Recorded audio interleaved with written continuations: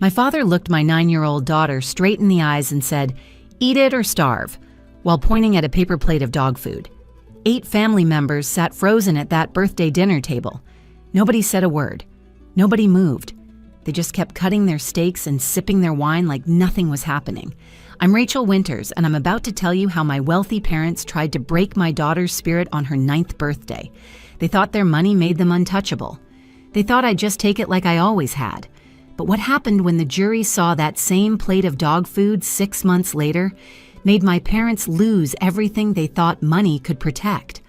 My daughter, Mia, was the victim here. A sweet, brilliant little girl who just wanted her grandparents to love her.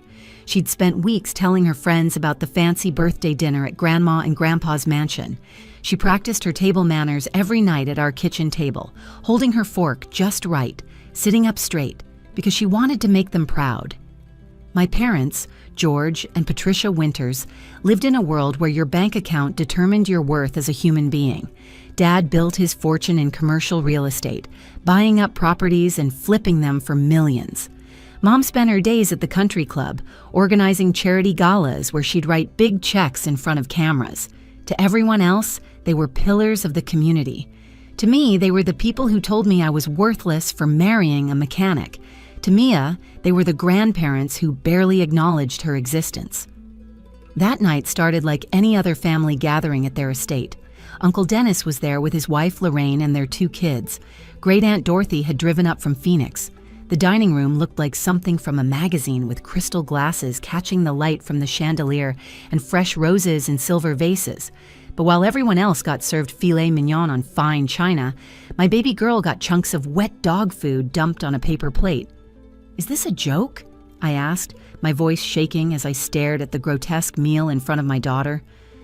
"The only joke," my father said, leaning back in his leather chair, "is you thinking you can raise a child on a retail worker's salary. This is what she's headed for if you don't get your life together." My mother nodded, her pearl necklace catching the light. "We're doing this out of love, Rachel. Sometimes children need harsh lessons." "She's 9 years old!" I wanted to scream, but I kept my voice level. I had to. Mia was watching me with those huge brown eyes, trying to understand why Grandpa was being so mean. "Mommy, what did I do?" she whispered, her bottom lip trembling. That's when I knew. This wasn't about teaching anyone a lesson. This was about power. This was about cruelty. And this was the last time they'd ever make my daughter feel like she was nothing. I didn't throw the plate. I didn't cause a scene. I picked up that paper plate of dog food, took my daughter's hand, and walked out of that mansion with evidence that would destroy them. They thought they'd won when we left quietly. They had no idea that their arrogance had just handed me everything I needed to protect Mia forever. See, wealthy people like my parents think consequences don't apply to them. They think they can do anything to anybody, and their money will make it disappear. But they forgot one crucial thing that night. They forgot that a mother's love is more powerful than all their millions. They forgot that when you hurt a child in front of witnesses, when you serve dog food to a little girl on her birthday while 8 adults watch, you create evidence that no amount of money can make disappear. What they did that night wasn't just cruel. According to my lawyer, Harold Quinton, it was legally actionable emotional abuse. And that paper plate of dog food, that became Exhibit A in a case that would strip them of everything they valued most, their reputation, their social standing, and their belief that they were untouchable. This is the story of how my parents learned that money can't buy you the right to destroy a child's innocence. This is the story of how 8 witnesses who stayed silent that night eventually found their voices in a courtroom. And this is the story of how a 9-year-old girl named Mia taught an entire jury that dignity isn't determined by your bank account, but by how you treat the most vulnerable among us. The dinner was supposed to be a celebration. Instead, it became the night my parents signed their own social death warrant with a can of dog food and a paper plate.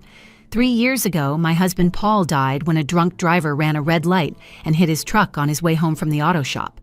One moment, I was setting the table for dinner. The next, I was identifying his body at the morgue.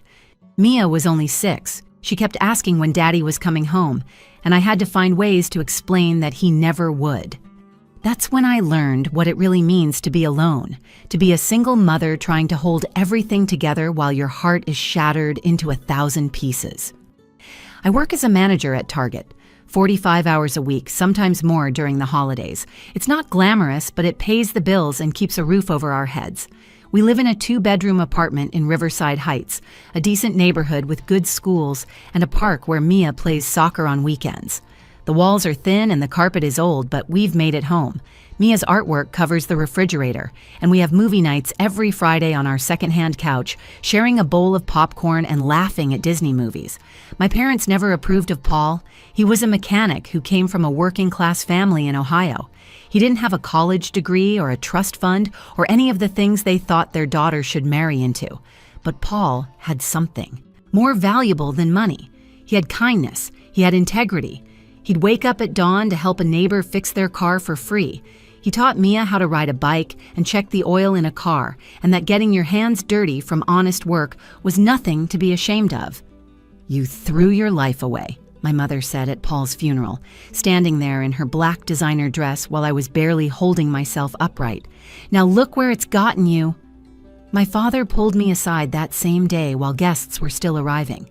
"We'll pay for Mia's education, but only if you move back home and do things our way."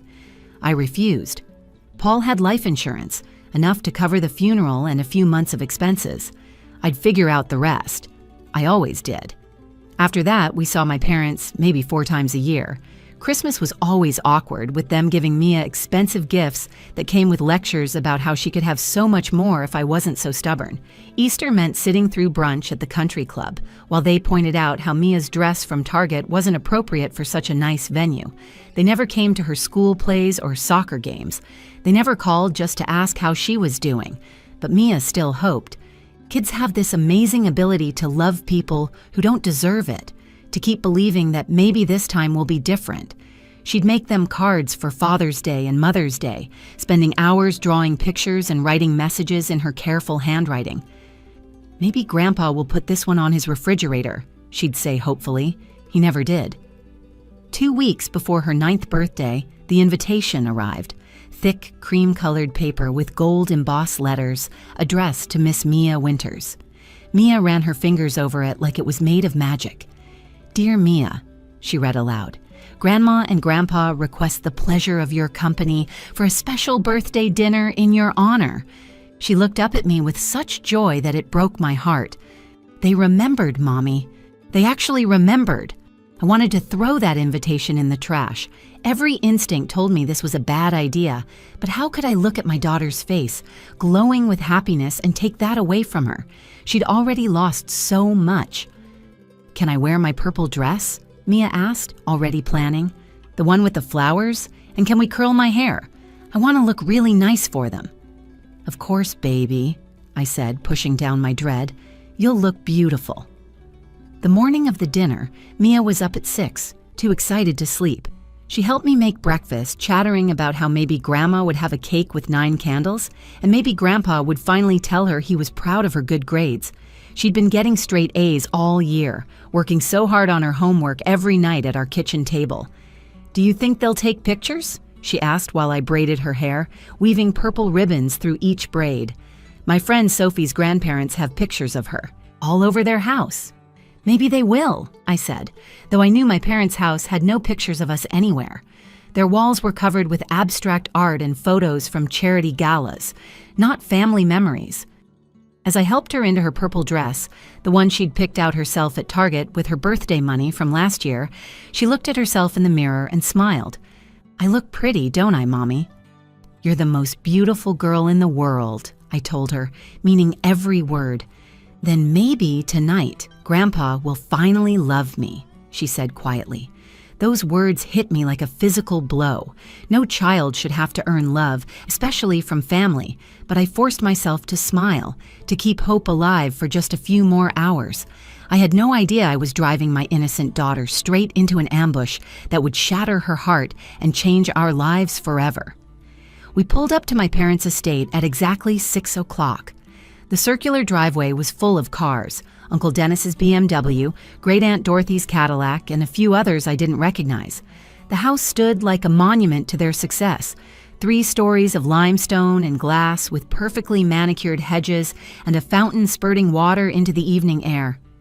"It's like a castle," Mia whispered, clutching the small gift bag she'd insisted on bringing for her grandparents. Inside was a handmade card and a painted rock she'd decorated with the words, "World's Best Grandparents," in glittery letters. Patricia opened the door wearing a cream-colored suit that probably cost more than I made in a month. She looked at Mia, then at me, her expression unreadable. "You're here. Everyone else is already in the dining room." No hello, no happy birthday, no hug for the granddaughter she hadn't seen in 3 months. The dining room had been transformed. Crystal glasses sparkled under the chandelier, and the long mahogany table was set with the china they only used for special occasions. But something felt wrong immediately. Place cards sat at each setting, and Mia's name was at the far end of the table, separated from everyone else by empty chairs. "Why am I sitting so far away?" Mia asked, looking at the seating arrangement. "That's your special birthday seat," George said from the head of the table, not getting up to greet us. He was already nursing a scotch, his gray eyes cold as winter. Uncle Dennis stood up, at least having the decency to look uncomfortable. "Hey there, birthday girl. 9 years old, that's a big deal." "Hi, Uncle Dennis." Mia brightened, running over to give him a hug. Lorraine, his wife, shifted nervously in her seat, managing a weak smile. Their kids, Bryce and Tammy, were focused on their phones, barely acknowledging our arrival. Great Aunt Dorothy, sitting rigid in her chair, patted Mia's hand. "Don't you look pretty, dear?" I took my seat next to Mia, already feeling the tension thick as smoke in the air. Patricia rang a small silver bell, and servers appeared with the first course, shrimp cocktail for everyone. "I'm allergic to shellfish," I reminded my mother quietly. "Oh, I forgot," she said, though we both knew she hadn't. A server quickly brought me a small salad instead. George started one of his typical monologues about the real estate market, how he'd just closed another $1 million deal, how success was all about making the right choices. "Of course," he said, looking directly at me. "Some people choose to work retail and live paycheck to paycheck, but that's what separates winners from losers." "Rachel works very hard," Dennis said quietly. "Hard work without ambition is just spinning your wheels," George shot back. Mia was trying to follow the conversation, her eyes darting between the adults. "Mommy got promoted to manager last month," she said proudly. "She's the best manager in the whole store." George laughed, ugly and harsh. "Manager of a Target. What an achievement."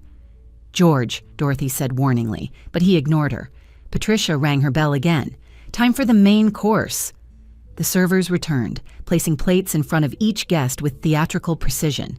Filet mignon, perfectly seared, with garlic mashed potatoes and grilled asparagus. The smell was incredible. Wine was poured, even special grape juice for the kids. Then I saw it.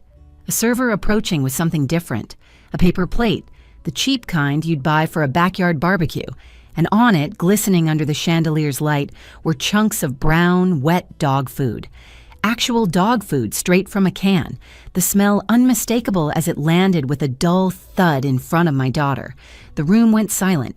Even Bryce looked up from his phone. "What is this?" I stood so fast my chair scraped against the floor. George leaned back, savoring the moment. "It's dinner. It's what she deserves."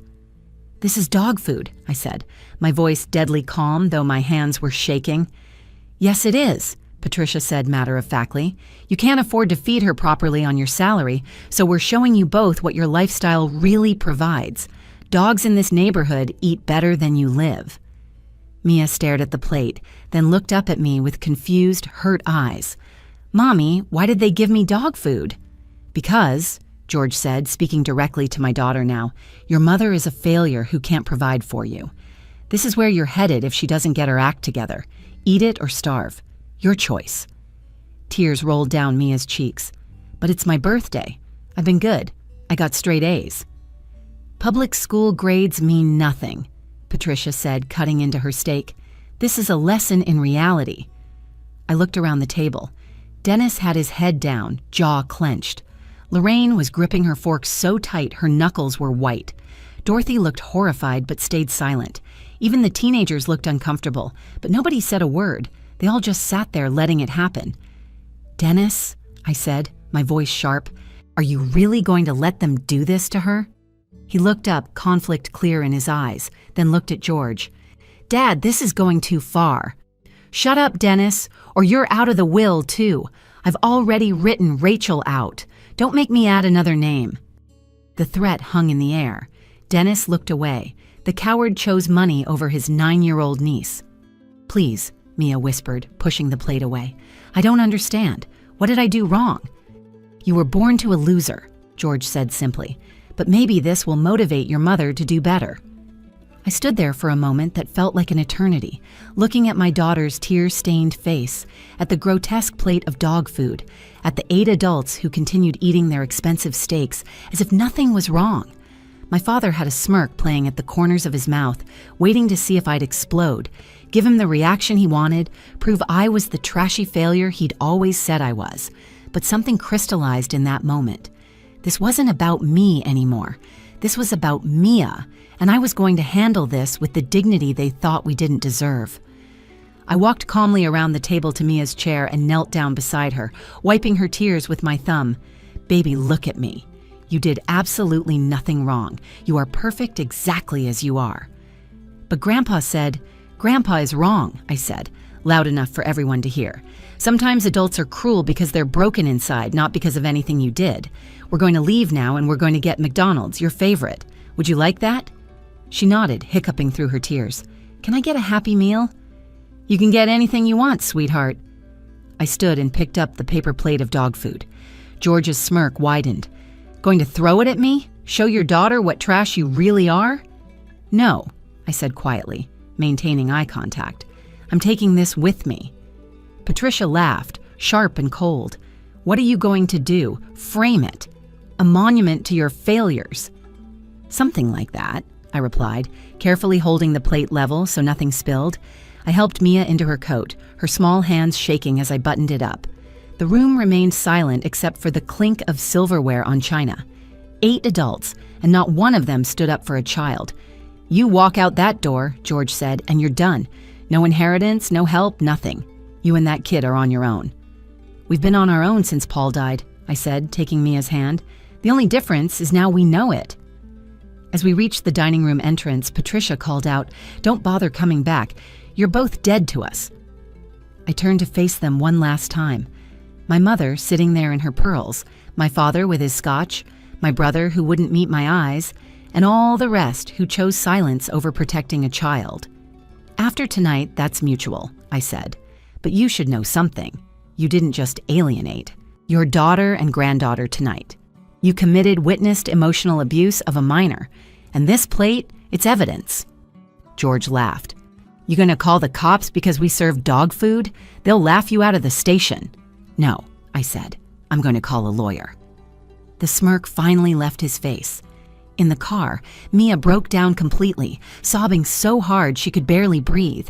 I pulled over in a parking lot and held her while she cried, her little body shaking against mine.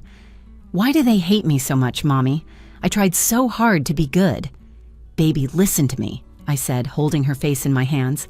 "This has nothing to do with you. Grandma and Grandpa are sick in their hearts. They think money makes them better than everyone else, but what they did tonight proves they're not good people at all." "But they're family," she whispered. "Real family doesn't hurt you on purpose. Real family protects you and loves you no matter what. We're going to be okay without them." I drove us to McDonald's as promised, and Mia got her Happy Meal, though she barely touched it. Then I made a decision. I called my friend Janine, an emergency room nurse who'd helped us through Paul's death. "I need your help," I said when she answered. "Something happened tonight and I need documentation." We drove to Janine's house, where she took photos of Mia's emotional state, documented everything while it was fresh. She measured Mia's elevated pulse, noted her trembling hands, the classic signs of acute emotional distress in a child. "This is abuse, Rachel," Janine said quietly while Mia was in the bathroom. "This needs to be reported." "I know, but first I need to preserve this," I said, indicating the plate I'd carefully transported. Janine helped me transfer the dog food into a sealed container, photographing every step, creating a chain of custody that would hold up in court. We labeled it with the date, time, and circumstances. She even kept a sample in her medical freezer as backup. That night, after I'd gotten Mia to sleep, holding her until her breathing finally steadied, I sat at my kitchen table and made a list of everyone who'd been there. 8 witnesses to child abuse, 8 adults who chose silence. The next morning, while Mia was at school, I walked into the law offices of Harold Quinton. I'd researched him extensively the night before, 25 years specializing in family law, particularly cases involving emotional abuse and toxic family dynamics. I placed the sealed container on his desk. "Mr. Quinton, I need your help. My parents fed my 9-year-old daughter dog food at her birthday dinner while 8 people watched. They told her to eat it or starve." Harold opened the container, examined the contents, then looked at me with steel in his eyes. "This is going to be Exhibit A," he said, "and we're going to make them pay for what they did to that little girl." 6 months later, I sat in a packed courtroom wearing my best dress, the only one I owned that could pass for professional.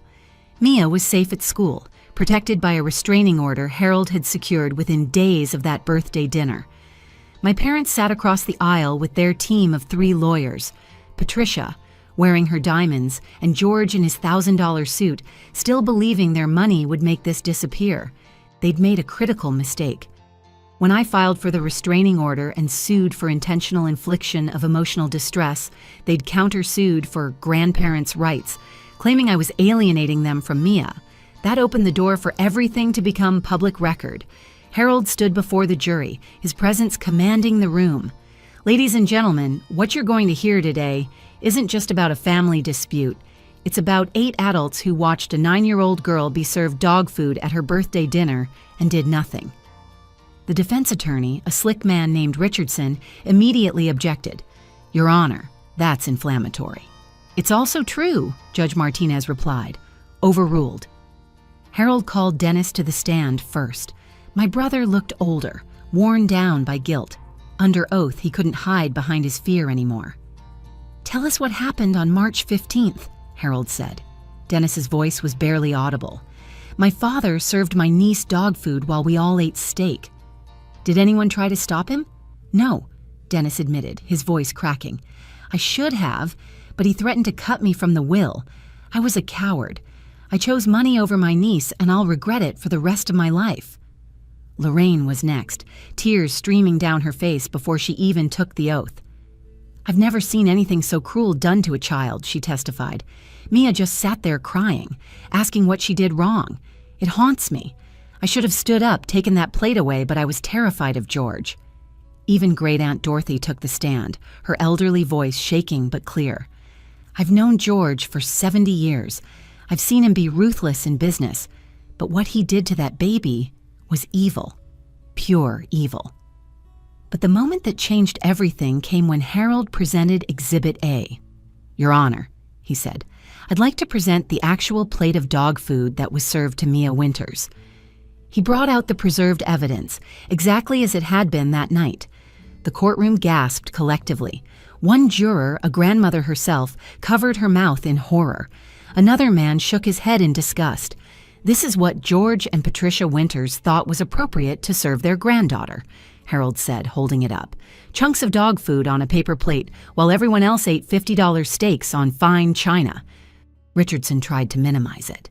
"Your Honor, this was merely an unfortunate attempt at teaching a lesson about financial responsibility." "By feeding a child dog food?" Harold shot back. "Let's ask Mr. Winters about that lesson." George took the stand with his usual arrogance intact. He straightened his tie and looked at the jury like he was closing a business deal. "It was meant to motivate my daughter to provide better for her child," he said smoothly. "Tell me, Mr. Winters," Harold said, approaching slowly, "what brand of dog food was it?" George faltered. "I don't recall." Harold held up the can, which I'd retrieved from their garbage that night when I returned with a police escort. "Beef chunks and gravy. Generic brand. The cheapest available. You fed your granddaughter the cheapest dog food while you ate premium filet mignon. Was that part of the lesson?" "She needs to understand consequences," George said, his composure cracking. "Consequences for what? Being born to a widowed mother, getting straight A's in public school, being 9 years old? Her mother chose poverty," George snapped, his real self finally showing. She married beneath her station. So you punished the child for the mother's choice of husband? Patricia took the stand next, still wearing her pearls, still believing she was untouchable. Harold was ready for her. Mrs. Winters, do you have pets? 2 poodles, she answered carefully. What do you feed them? Patricia hesitated, realizing the trap. Premium organic food. More expensive than what you served your granddaughter? That's not the same thing. You're right, Harold agreed. Your dogs are treated with more dignity than you showed your 9-year-old granddaughter on her birthday. Harold then presented Janine's medical documentation, showing Mia's acute emotional distress that night. He read from the therapy reports that detailed her nightmares, her new fear of eating at other people's houses, her constant anxiety that she'd done something wrong to deserve such treatment. In his closing argument, Harold stood before the jury with tears in his eyes. 8 adults sat at that table. 8 adults watched a little girl be served dog food on her birthday. 8 adults heard her ask what she did wrong, and not one of them stood up for her. Not one of them said, "This is wrong." They chose their comfort, their inheritance, their fear of confrontation over protecting an innocent child. Today, you have the chance to be the adults Mia needed that night. You have the chance to say, definitively, that no amount of wealth gives you the right to emotionally torture a child. The jury deliberated for only 2 hours. When they returned, the foreman stood with conviction in his voice. We find in favor of the plaintiffs. We award Rachel and Mia Winters $500,000 in damages for intentional infliction of emotional distress. George shot to his feet. This is outrageous. You can't... Mr. Winters, Judge Martinez said coldly, in 30 years on the bench, I've never seen such calculated cruelty toward a child by family members. The jury's decision stands. And if you come within 500 feet of your granddaughter again, you'll be held in contempt. The verdict was just the beginning. Within 48 hours, the story hit local news. Millionaire couple serves granddaughter dog food at birthday dinner became the headline nobody could ignore. George's business partners started calling, not to congratulate him on his latest deal, but to terminate their contracts. One of them, a man named Robert who had grandchildren of his own, told him directly, I can't do business with someone capable of that kind of cruelty. Patricia's carefully constructed social world crumbled like tissue paper in rain. The country club board held an emergency meeting and voted unanimously to revoke their membership. Her charity organization sent politely worded letters asking her to step down from their boards. The woman who had spent decades building her reputation as a philanthropist became persona non grata overnight. Even her beloved salon called to inform her that they were unfortunately fully booked indefinitely. 3 weeks after the verdict, Uncle Dennis showed up at our apartment. He looked broken, aged 10 years and 6 months. Mia was at soccer practice, and I almost didn't let him in. I know I don't deserve your forgiveness, he said, standing in my small living room that was worth less than his watch. But I need to do something to make this right. I'm setting up a college fund for Mia, full ride to any school she wants. It's already done, irrevocable trust, completely in your control. I studied my brother, the man who had chosen money over my daughter's dignity. Why now? Because I can't sleep, he admitted, tears falling freely. Every night I see her face, hear her asking what she did wrong. My own kids won't talk to me. Tammy asked me why I didn't protect Mia, and I had no answer. Bryce called me a coward, and he was right. You were a coward, I said simply, but you can change that. You can be in Mia's life, Dennis, but only if you promise to always stand up for her, no matter what, no matter who's threatening you or what it costs. He nodded, wiping his eyes. I promise. I'll never be that person again. And he kept that promise. Dennis became the uncle Mia deserved, showing up to every soccer game, every school play, every achievement. He stood up to anyone who had anything negative to say about us, including his own father when George tried to reconcile a year later. The reconciliation attempt came through a lawyer, a formal letter requesting mediation. They wanted to see Mia, claimed they'd changed, that they understood now what they'd done wrong. I looked at that letter for a long time, then showed it to Mia, who was now 10 and in therapy, to process what had happened. Do you want to see them? I asked her. She thought about it seriously, then shook her head. They're not sorry they did it, Mom. They're sorry everyone found out there's a difference. My 10-year-old daughter understood something my parents never would. True remorse requires acknowledging the harm you caused, not just the consequences you faced. I dropped the letter in the trash without responding. The $500,000 went into a trust for Mia's future, carefully managed and growing. But money was never the real victory. The real victory came a year later, on Mia's 10th birthday. We had a small party in our apartment, just Janine, Dennis, and his family, and a few of Mia's school friends. No mansion, no crystal glasses, no expensive catering, just a homemade cake that Mia and I decorated together, pizza from her favorite place, and people who actually loved her. As she was blowing out her candles, Mia suddenly stopped and looked at me. "Mom, can I say something?" "Of course, baby." She stood up, addressing everyone in our small living room. "Last year, my grandparents tried to make me eat dog food on my birthday because they thought we were poor and worthless. But look around this room. Everyone here loves me for who I am. We might not have a big house or fancy cars, but we have something my grandparents will never have. We have real family. We have love that doesn't come with conditions or price tags. And that makes us the richest people in the world." There wasn't a dry eye in the room. Dennis hugged her so tight I thought he might never let go. Janine started the happy birthday song, and everyone joined in, voices filling our small apartment with more warmth than my parents' mansion ever held. Later that night, as I tucked Mia into bed, she said something that stays with me every single day. "Mom, I feel sorry for Grandma and Grandpa. They have all that money, all those fancy things, but nobody who really loves them. They're going to die alone in that big house, and nobody will miss them. But when we die, people will remember how we loved them. That's what really matters, isn't it?" "Yes, baby," I said, kissing her forehead. "That's exactly what matters. Some bridges are meant to stay burned. Some plates of dog food become evidence that sets you free. And sometimes, the family that rejects you for not being wealthy enough only clears the path for you to find the people who love you for who you truly are." My parents thought they were teaching Mia a lesson about consequences that night. They were right, just not in the way they intended. They taught her that cruelty has consequences, that standing up to abuse is always the right choice, and that dignity isn't something money can buy or take away. They taught her that real wealth isn't measured in dollars, but in the courage to protect the ones you love, even when it means standing alone against people who think their money makes them untouchable.